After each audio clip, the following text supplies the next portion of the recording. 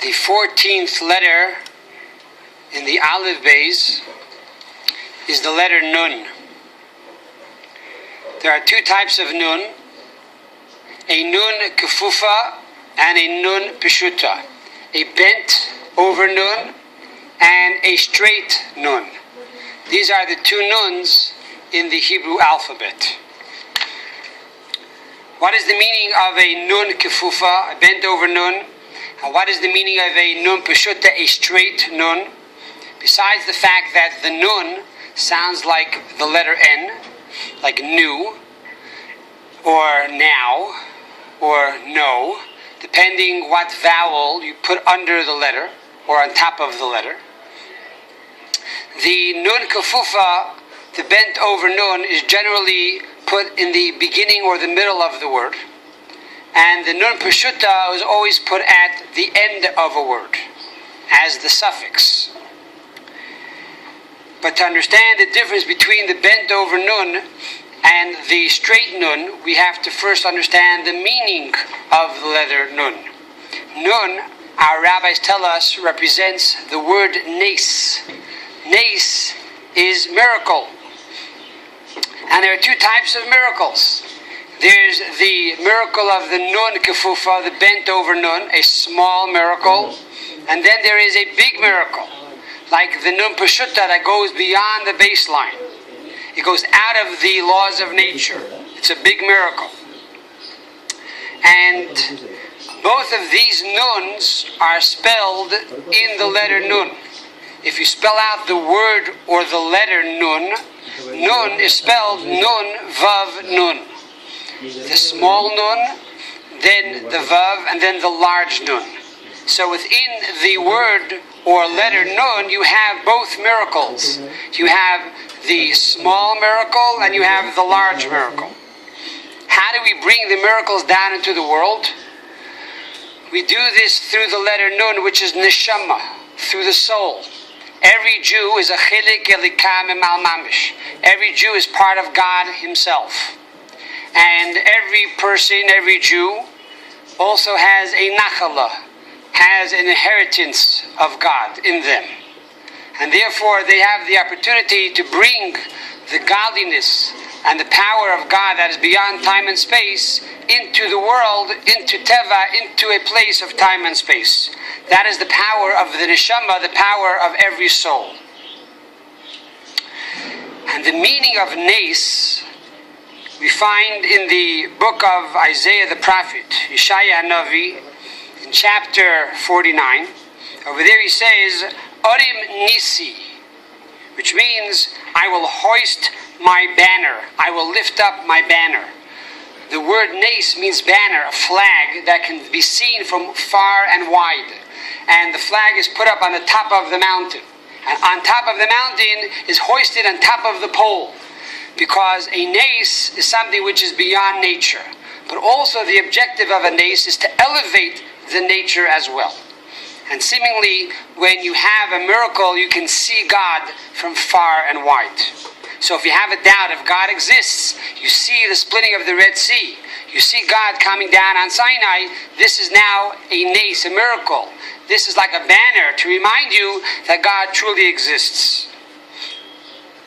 The concept of the long Nun represents the ability to bring miracle down even into the lowest levels, even into a level beyond the baseline, into the level of action or into the level of darkness, a place where nobody roams. Even in that dark place like Egypt, God brought his miracles. So the long Nun represents bringing the miracle from a very high place into a very, very low place. Furthermore, the word uvois bakun, it says in the Torah, in him shall you cleave or attach yourself. That one should attach themselves to God. The word shidbakun has the final nun, the long nun. And the idea of the final nun also, as the Rebbe explains, means something which is constant. And it is supported from the teaching of the Talmud that it says, if you see the donkey of your enemy falling under its load, you have to help it and lift it up. that's only if this happens sporadically from time to time. But if Ravtsan, if he is constantly falling under its load, then he should change the donkey. You don't have to help him lift up the donkey anymore. So the long nun represents something which is constant. That one is constantly connected with God. One is constantly attached to God, and therefore one constantly lives within the world of miracle beyond nature. And this concept of the long nun is also found in the word Aharon. Aaron, as it says in Chassidus, represents the idea of love. And the love of Aaron was even greater than the love of Abraham. And we know that Abraham had a tent that was open from all four sides, and wayfarers would come in, and he would give them food, and then he would ask them to thank Almighty God. However, the love of Aaron was even greater, and this is found in the word Aaron, which means har, mountain, and also is an acronym for Ahava Rabbah, a great passionate love for God. And Aaron had the ability to bring this love down to everybody, even to those that went outside of the camp, that left the clouds of glory, that wanted to leave Judaism, they wanted to leave Yiddishkeit. Aaron had the ability to go outside of the camp and bring them back in, because the letter Nun expresses this concept of bringing God and the miracles of God down even to the lowest levels. The bent Nun, the Nun Kafufa, also represents the idea of falling. Nun stands for Nefila, or Nephil, a falling or a miscarriage. If you look into the famous Psalm of the Ashrei, which is recited 3 times a day on average, we find that the Ashrei is a psalm from King David, and each of the passages of that psalm start off with another letter of the Aleph base. However, there's one letter that's missing there. That is the letter Nun. The letter Nun is not found as the beginning of a passage in the Aleph base. And the reason is because the Nun represents Nefila, represents falling, and represents the concept of a miscarriage. David HaMelech, King David, was supposed to be a miscarriage. He's called Bar Nefli. And Adam, who is the first human being, and also had a neshama kolalis, had a general soul, saw that King David was going to die at birth. And therefore he gave King David 70 years of his life. So therefore, the letter Nun is removed from the psalm because David wanted to omit the concept of falling. But right after the Nun, you have the letter Samech. Samech is Somech Noflim. God supports those who have fallen. And as the Rebbe's father explains, that the word Nes actually represents these two concepts. When do you truly appreciate a miracle? When you are fallen, and you think there's no hope, and there's no way out, and you only see darkness in front of you. And according to logic and nature, there's no way that you're going to be saved. And all of a sudden, boom, you're saved. Something happened miraculously. God supported you. He lifted you up. That's a miracle. That is the meaning of Nes. So you first fall, and then God picks you up. So the bent over Nun represents the falling, the Nefila. The long Nun represents going down to that dark place and lifting that person back up. So it's a Nes, a miracle within a miracle.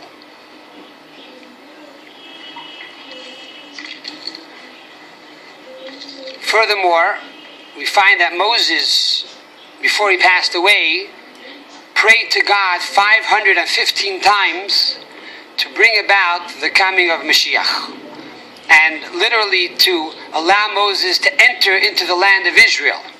And our sages tell us if Moses would have entered into the land of Israel, then it would have been an end to exile, and Mashiach would have come.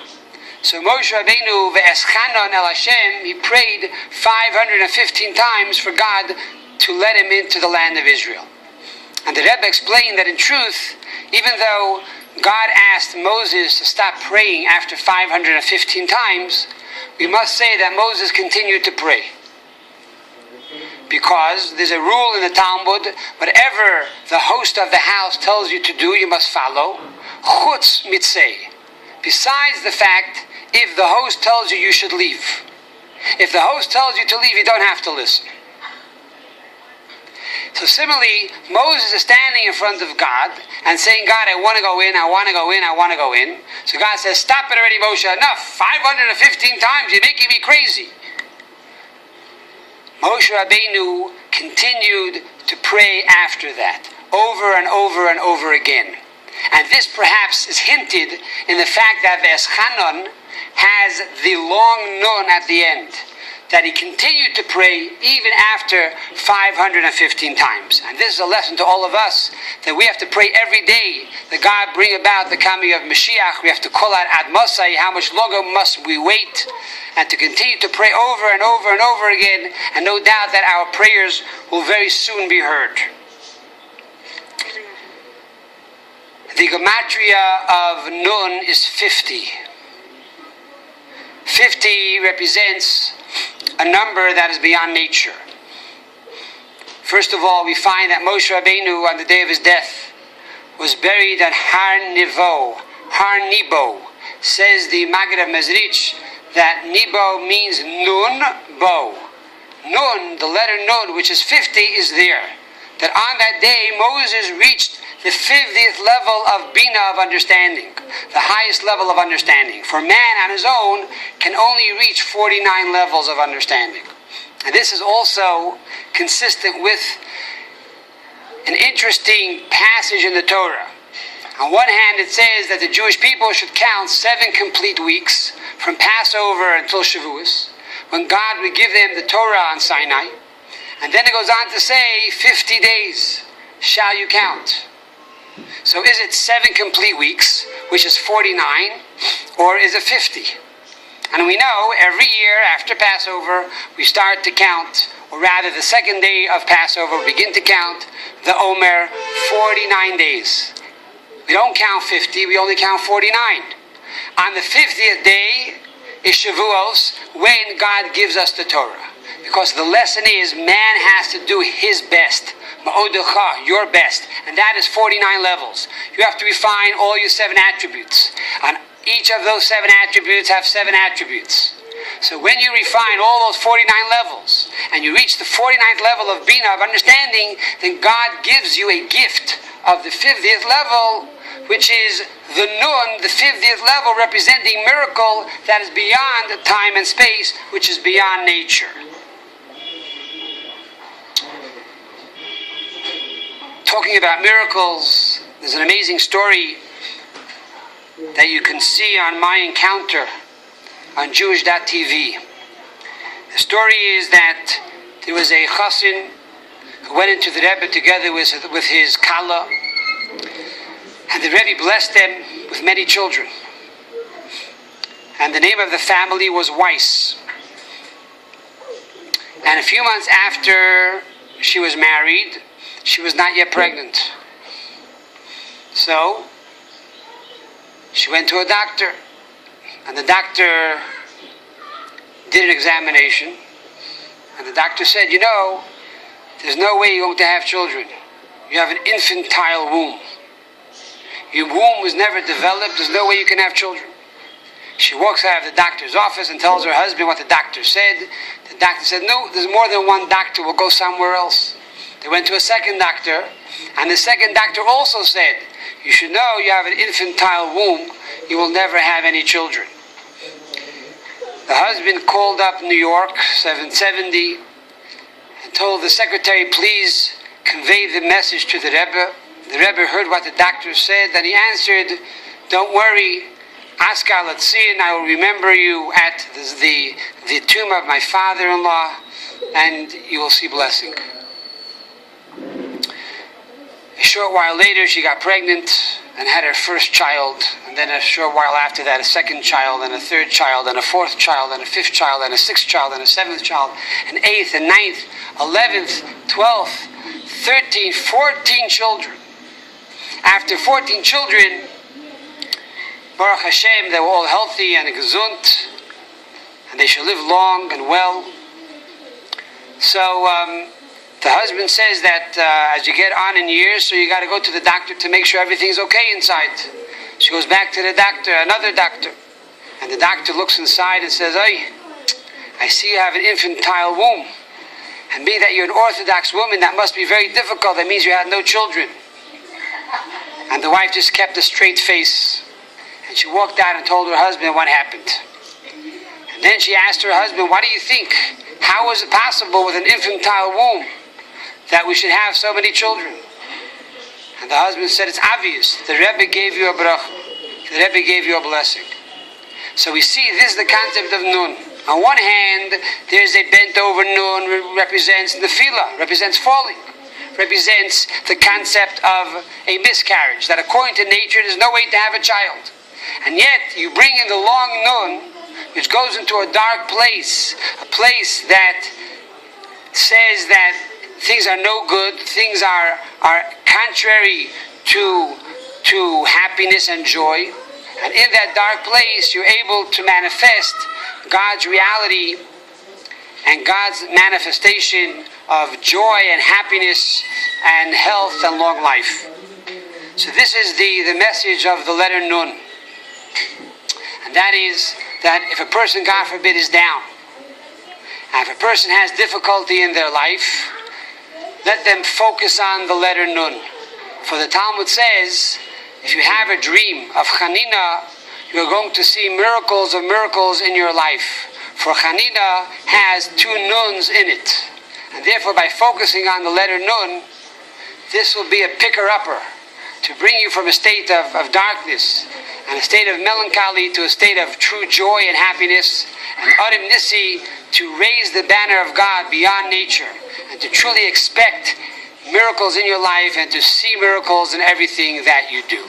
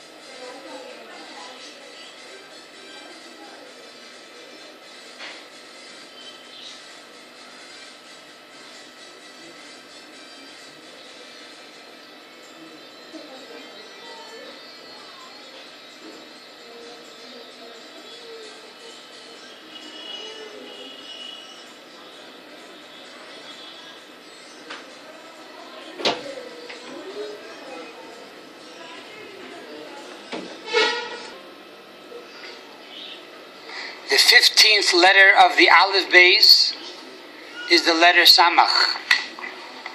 The letter Samech looks like a circle. Actually, the letter Samech looks like a marriage ring or a marriage band. Furthermore, the ring has no beginning and no end. What does that mean? And finally, being that it is a ring or a band, it also represents the concept of support.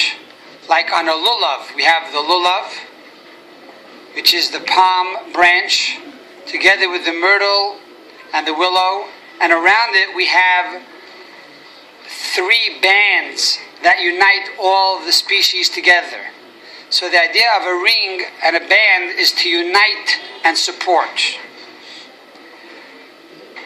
This concept represents the idea of a marriage. What is the wedding all about? What is the objective of a marriage? The objective of a marriage is continuity, and that is to have children, to continue the human race and to continue the Jewish people. And that is why the ring is a circle that has no beginning and no end, for it goes on and on and on, representing the power of the Ein Sof, the infinite light that gives man the power to procreate and to continue the life into the next generation. Furthermore, a marriage is all about support. The husband supports the wife, and the wife supports the husband.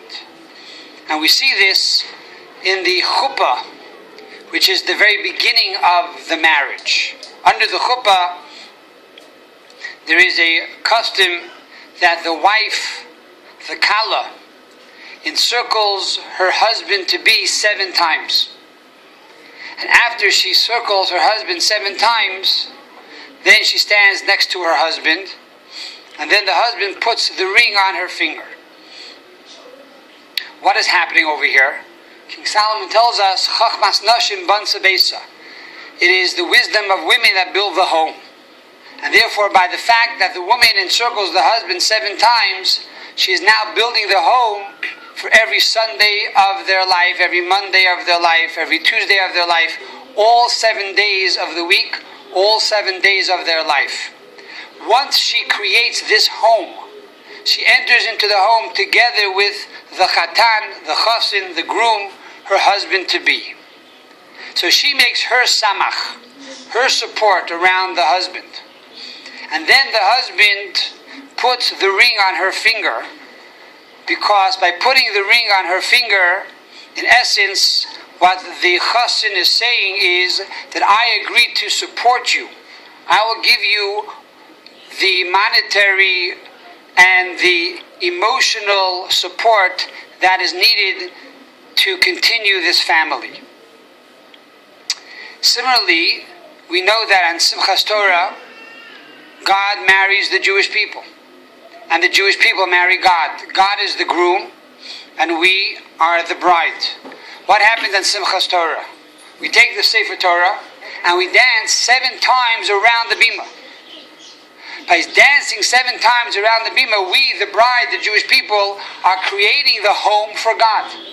We are creating the home for all 7 days of the week. And we are telling God that we support you. We want to invite you into our home. We want the home to be conducive with your beliefs and your philosophy, and to make sure that you will be comfortable in this new home. How do we do this? We do it with dancing with the Sefer Torah. For God wants a home of Torah, a home of spirituality, a home of godliness. So once we dance with the Torah 7 times around the bima, we are now in essence telling God that we commit ourselves as a bride to the groom, to stick to your Torah, to study your Torah, to follow your Torah, to study Torah every day, and to do the mitzvos of the Torah every day. And by doing so, this will create an ambiance in the home that will be inviting for God. And then God comes down into the home. He gives us the wedding band around our finger. This happens in the morning of Shemini Atzeres, when we read the special prayer for rain, because Geshem, rain, is the blessing of all material wealth. And this is the day that God blesses His people. This is the day that God commits Himself to His wife, to the bride, to the Jewish people, that He will support us throughout this coming year until next year again, to give us all of our material wealth and needs and sustenance. And coupled with that, of course, is health and nachas from our children, and simcha and joy, and all the other blessings that one needs. So this is the concept of the samach. This is the concept of the wedding band.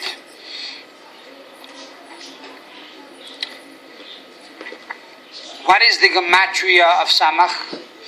The gematria of Samech is the number 60.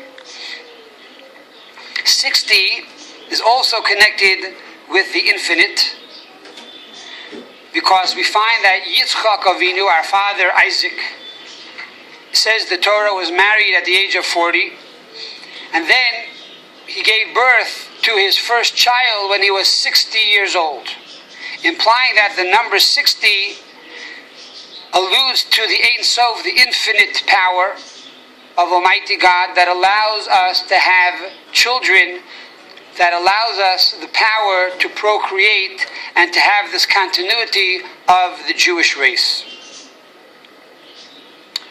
Another interesting thing connected with the number 60 is the blessing of the Kohen, Birchat Kohanim. We find that in the Birchat Kohanim there are actually 15 words and there are 60 letters. And as the Rebbe once explained, that the Birchas Kohanim is a blessing that entails and incorporates and constitutes all the blessings that a person needs throughout his entire life. All of these blessings are found in the Birchas Kohanim. That is why this was the blessing that God created for the Kohanim to bless the Jewish people. And this is the blessing that many fathers give their children on Friday night. And this is the blessing that parents give their children on the eve of Yom Kippur, which is the Shabbos of all Shabbosot.